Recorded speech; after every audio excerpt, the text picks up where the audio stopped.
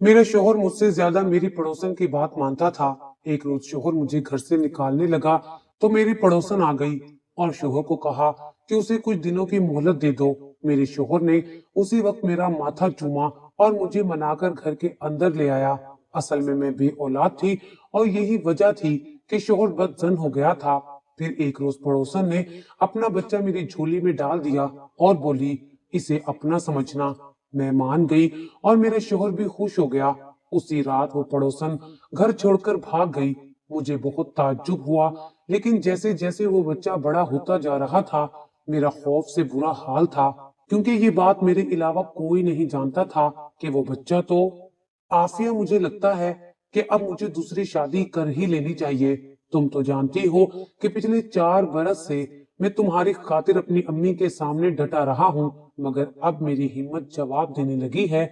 मैं अम्मी से मजीद मुकाबला नहीं कर सकता, बल्कि सच तो ये है कि मैं भी औलाद चाहता हूँ। मुझे ये सूना आंगन काट खाने को दौड़ता है। मैं तुम्हें इस बात की यकीन दहानी करवाता हूँ कि दूसरी शादी के बाद भी मैं तुम्हें पहला सा मकाम दूंगा। तुम इस घर की मालकन ही रहोगी। मेरा शोहर मेरी आंखों में आंखें डालकर मुझे दूसरी शादी की खबर दे रहा था। मैं तो ये सब सुनकर ही सख्ते में आ गई थी। मैंने बड़ी हिम्मत की और कह दिया कि सीधी तरह क्यों नहीं कहते कि मुझसे दिल भर गया है आपका। अब आप दूसरी औरत चाहते हैं जो आपकी जिंदगी को रंगीन बना दे, क्योंकि साथ निभाने वाले तो साथ निभाते ही जाते हैं, चाहे हालात कितने ही कठिन क्यों ना हो। फराज बोला, हाँ आफिया, अगर तुम ऐसा समझ रही हो तो फिर ऐसा ही है। मैं दूसरी शादी करना चाहता हूँ। फराज की बात सुनकर मुझे सांप सूंघ गया था। इससे ज्यादा मुझसे वहां बैठा नहीं गया। मैं उठकर कमरे से बाहर आई थी। आंसू थे कि थमने का ही नाम नहीं ले रहे थे। मैं अपने सहन में बैठी अपने नसीबों पर रो रही थी। जब पड़ोसन ने मुझे छत से रोते हुए देखा तो मेरे पास आ गई और बोली, क्या बात है आफिया, यूं क्यों रो रही हो? मैं बोली, मेरे शोहर ने दूसरी शादी की धमकी दे दी है। वो कहता है कि तुम मां नहीं बन सकती। अब मैं दूसरी शादी कर लूंगा। मेरी पड़ोसन सादिया बोली, मेरी बहन, तुम परेशान मत हो, सब कुछ ठीक हो जाएगा।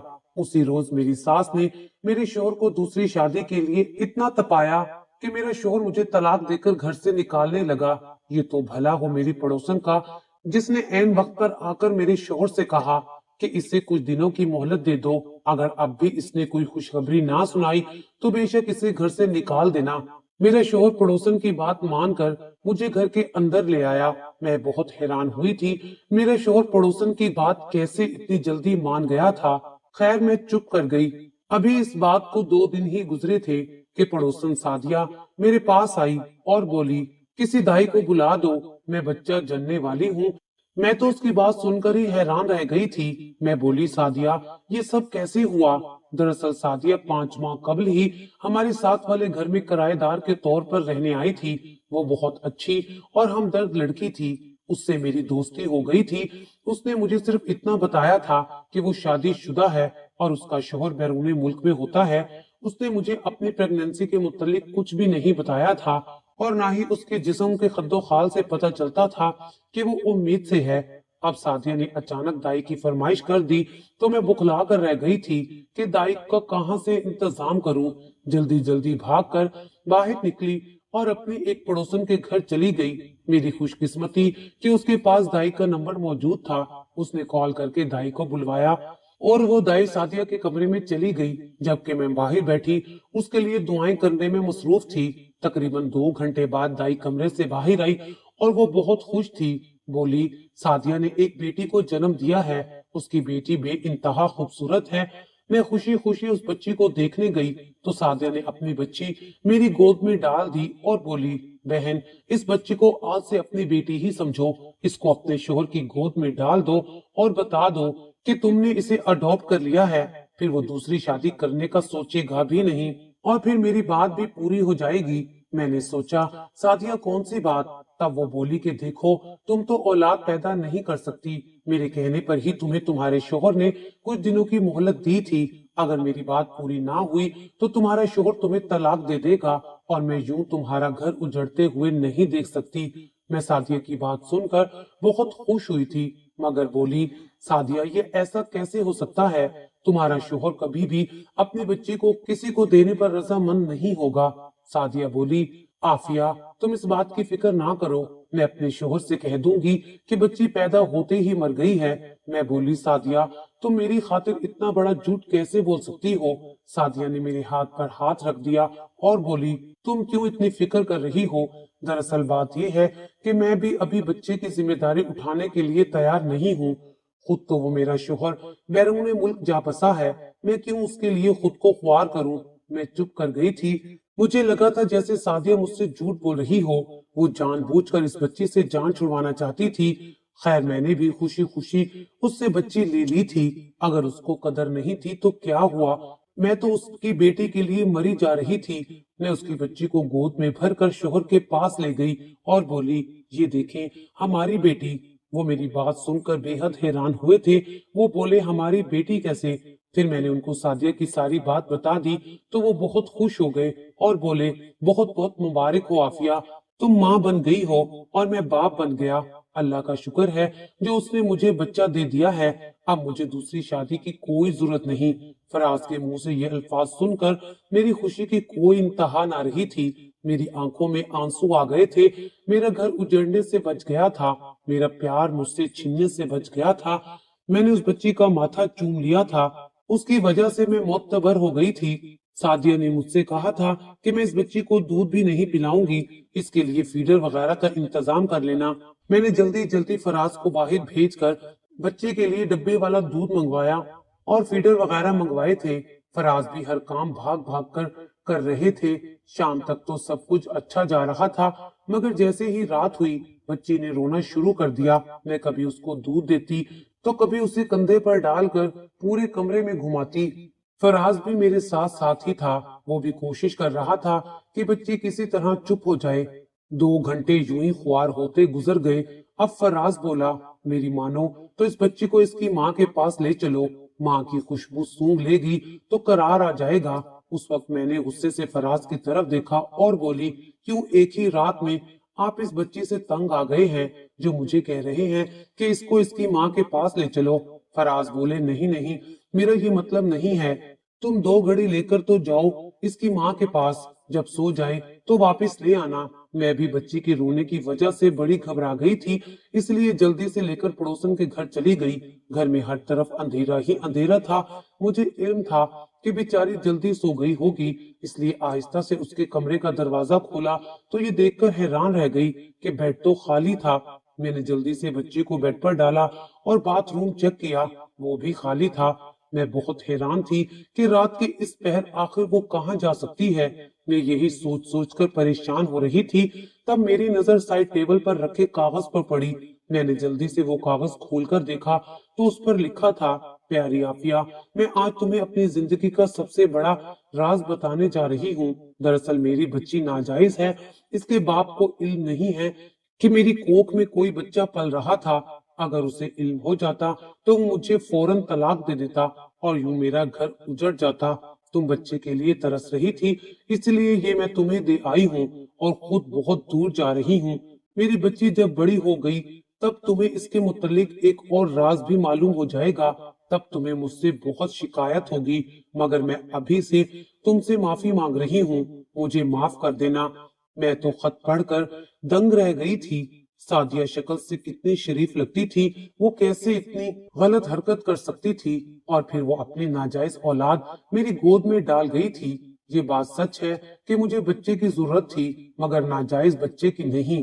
میں تو کب سے فراز کو کہہ رہی تھی کہ ہم بچہ اڈاپٹ کر لیتے ہیں، تب فراز نے میری اس بات کا بہت برا منایا تھا اور بولا، عافیہ آج تو تم نے یہ بات کر لی ہے، میں دوبارہ تمہارے منہ سے یہ بات پھر نہ سنوں۔ تم جانتی ہو نا، یتیم خانوں میں زیادہ تر بچے ناجائز ہوتے ہیں۔ ناجائز بچے کبھی بھی کسی کے نہیں بنتے، وہ ہمیشہ اپنے والدین کو رسوا کر کے ہی چھوڑ جاتے ہیں۔ مجھے کیا ضرورت پڑی ہے کہ میں اپنے بڑھاپے کے لیے مصیبت مول لے لوں؟ میں نے بہت کوشش کی کہ فراز کی یہ سوچ بدل جائے، مگر وہ نہ بدلے، یہاں تک کہ اب تو انہوں نے مجھے دوسری شادی کی نوید بھی سنا دی تھی۔ مگر آج جب سعدیہ نے اپنی بیٹی مجھے دی تو فراز نے منع نہیں کیا تھا، کیونکہ سعدیہ ان کی دیکھی بھالی عورت تھی، اس کے کردار پر انہیں किसी किस्म का कोई शक्को शुबा नहीं था। बच्ची अब सो चुकी थी। मैं भारी दिल के साथ अपने घर आ गई। फराज भी सो चुका था। मैंने शुक्र किया था कि मैं कैसे फराज को ये सब बता सकती थी। मैंने रात आंखों ही आंखों में काट दी थी और फिर इस फैसले पर पहुंची कि मैं फराज को सादे के खत के बारे में नहीं बताऊंगी। सुबह हुई तो बच्ची फिर से रो रही थी। फराज बोले, इसकी माँ को बुला लाओ, बल्कि ऐसा करो कि उसे नाश्ता भी दे दो, उसकी तबीयत तो खराब होगी। मैंने सर हिला दिया। बच्ची फराज के हवाले कर दी और ट्रे सजाकर चली गई। इस दौरान मैंने जल्दी से बहाना कर लिया था। मैं जल्दी से वापस आई और बोली, फराज गजब हो गया, सादिया तो घर में मौजूद नहीं है। फराज बेहद हैरान हुए और बोले, क्यों, वो कहाँ जा सकती है? मैं बोली, रात जब मैं बच्ची को उसके पास लेकर गई तब भी वो कह रही थी, अगर मैं यहाँ रही तो सारी जिंदगी तुम मेरी एहसानमंद और मोहताज रहोगी, इसलिए मुझे यहाँ से चले जाना चाहिए। मैं समझी वो मजाक कर रही है, इसीलिए कुछ भी कहे बिना मैं वापस आ गई और अब जाकर देखा तो वो घर में नहीं है। फराज परेशान हो गए थे। वो बोले, मैंने आज तक सादिया जैसी अच्छी औरत नहीं देखी। मैंने दिल में शुक्र अदा किया कि फराज को इस बच्ची की असलियत पता नहीं चली। मैं बच्चे संभालने की आदी नहीं थी।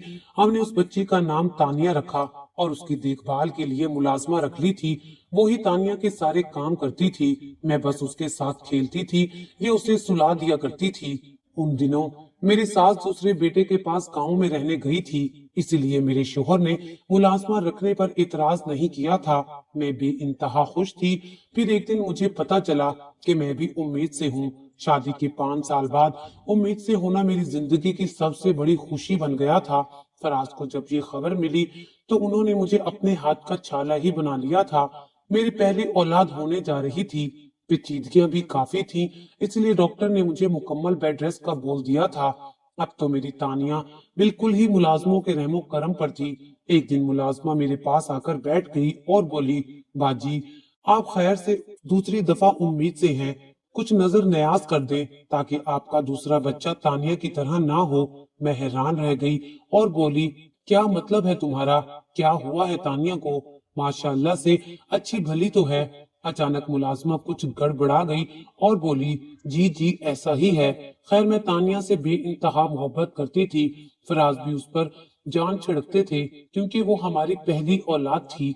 इस बार अल्लाह ताला ने मुझे बेटे से नवाजा था, एक बेटा और एक बेटी। मैं बेइंतहा खुश थी।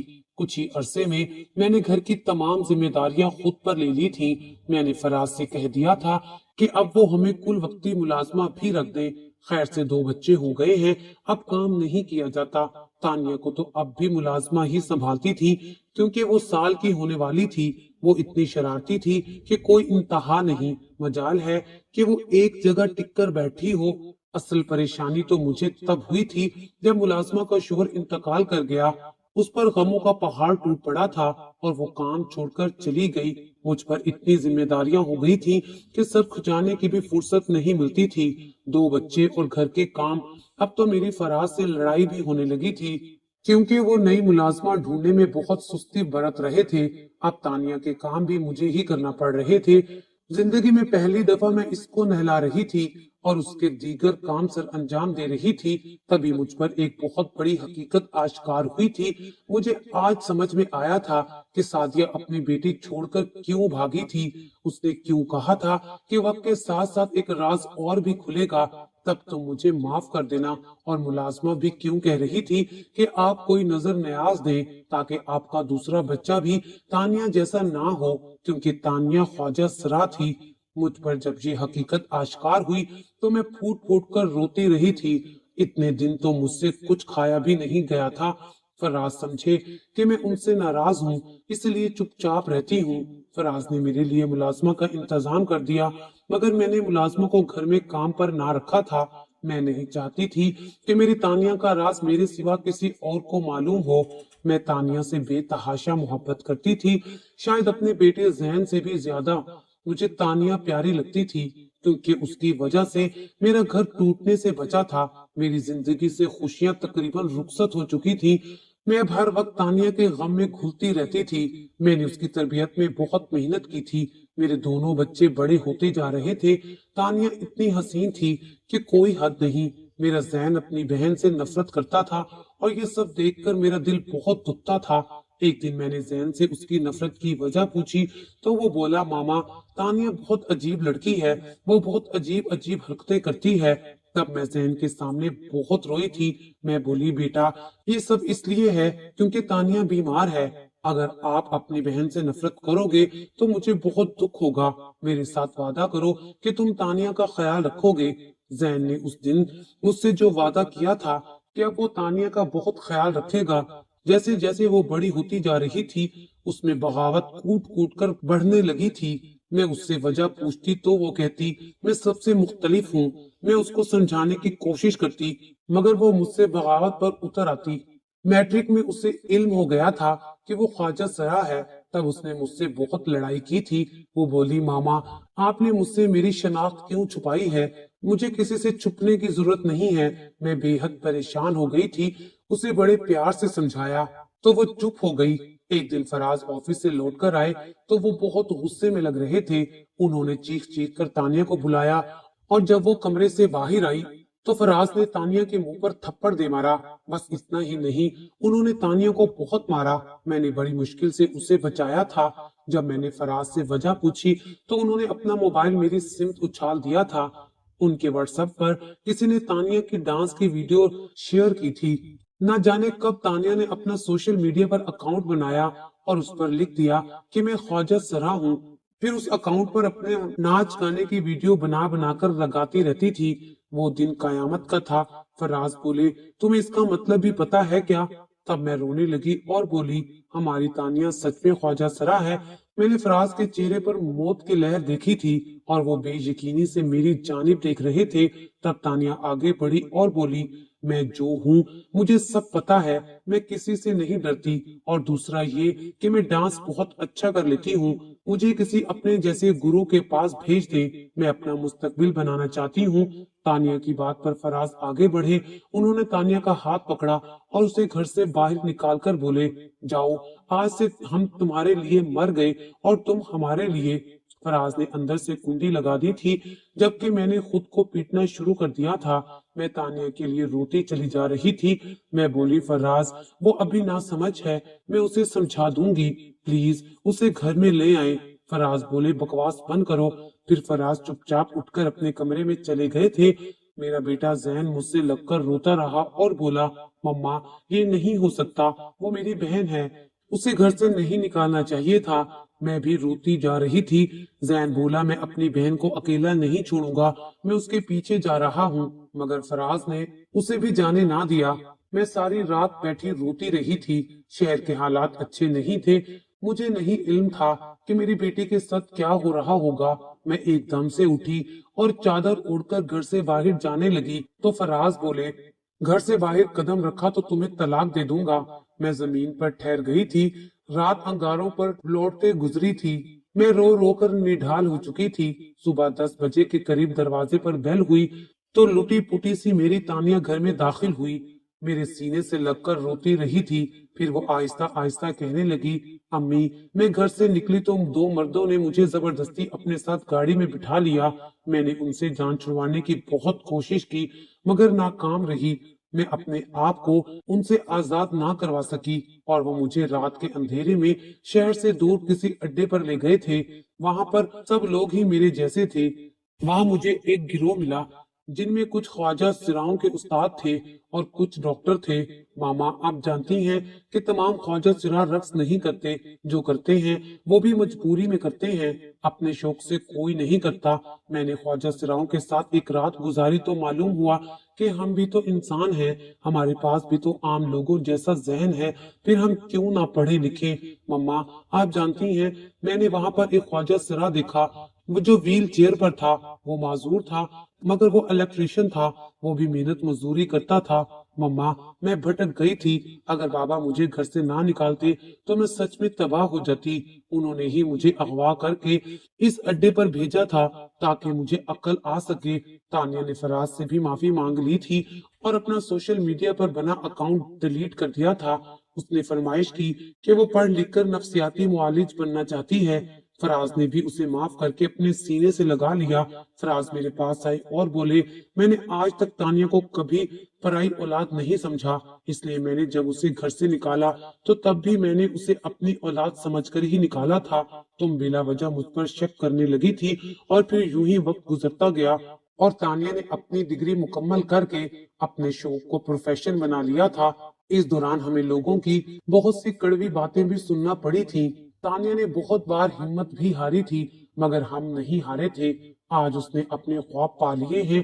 میرے بیٹے زین نے ایک NGO بنا لی ہے جس میں خواجہ سراؤں کو پڑھانے اور دوسرے ہنر سکھائے جاتے ہیں۔